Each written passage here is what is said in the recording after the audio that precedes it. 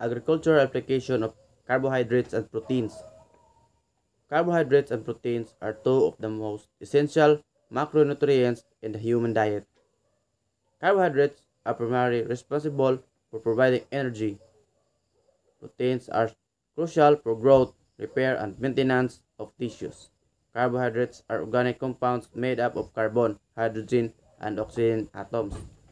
They are found in a variety of foods, including grains, fruits, vegetables, legumes, and dairy. Protein are complex molecules made up of amino acids, which are essential for building and repairing tissues, producing enzymes and hormones, and supporting immune function. Unlike carbohydrates, proteins are not primarily used as an energy source. They serve as a structural component of the body.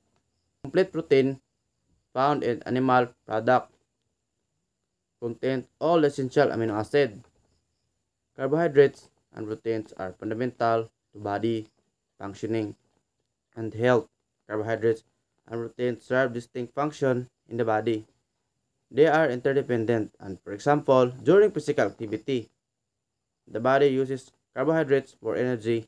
When carbohydrates stores glycogen are depleted, such as during exercise or fasting, and the body begins to break down proteins into amino acids, which can be converted into glucose for energy.